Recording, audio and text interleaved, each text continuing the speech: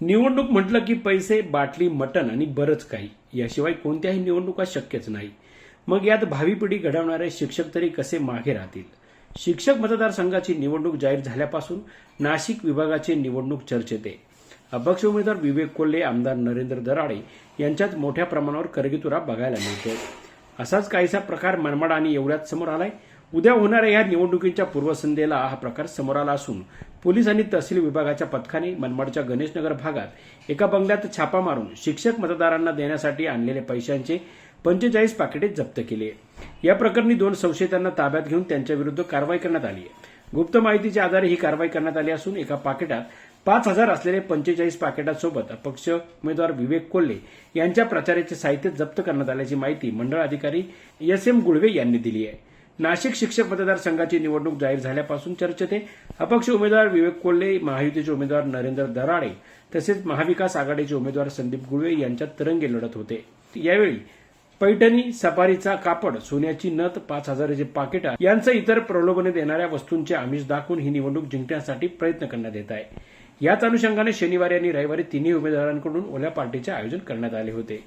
यात मोठ्या प्रमाणावर दारू, मटणावर गुरुजींनी ताव मारला आणि उद्या निवडणुकीच्या पूर्वसंध्येला मनमाड, येवला येथे मतदारांना वाटण्यासाठी पैशाची पाकिटे आणण्यात आली होती.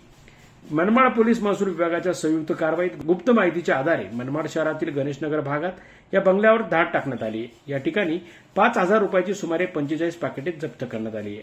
या ठिकाणून संजीवन कॉलेज येथील रेवनाथ माधव राजपूत आणि जयेश वसंतराव थोरात या 2 संशयितांना अटक करण्यात आली असून त्यांच्यावर गुन्हा दाखल करण्याचे काम सुरू असल्याची माहिती मंडळ अधिकारी एस.एम. गुळवे यांनी दिली आहे. मनमाड पाठोपाठ येवल्यातही कारवाई करण्यात आली आहे.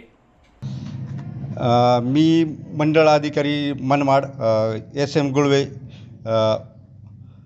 मला भरारी पथक प्रमुख श्री कैलास गायकवाड तहसील कार्यालय नांदगाव यांनी बोलावल्यावरून व त्यांना गुप्त माहिती मिळाल्यावरून मौजे मनमाड शिवारातील माधवनगर तथा गणेशनगर या विभागात कोणीतरी 2 व्यक्ती हे तात्पुरते भाड्याने घर घेऊन संबंधित शिक्षक मतदार यांना पैसे वाटपाचा कार्यक्रम चालू असल्याबाबत मनमाड पोलीस स्टेशन यांना गुप्त माहिती मिळाल्यावरून आम्ही तहसील आणि पोलीस अशी संयुक्त त्या ठिकाणी भेट दिली असता तिथं 2 इसम संजीवनी एज्युकेशन संस्था कोपरगाव यांचे आढळून आलेले आहे. त्यांचे नामे रेवनाथ माधव राजपूत आणि जयेश वसंतराव थोरात.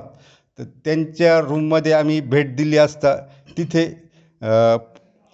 45 कागदी पाकिटे प्रत्येकी 5,000 रुपये डिंकाने सीलपॅक केलेली अशी एकूण 2.25 लाख रुपये रक्कम आढळून आली आहे. सर, कोणाचा प्रचार साहित्य सापडला? सदर प्रचार साहित्य व तसेच त्यांचे सांगण्यावरून श्री कोल्हे विवेक बिपिन दादा यांचे प्रचारानिमित्त आम्ही सदर वाटप किंवा प्रचार करत आहे.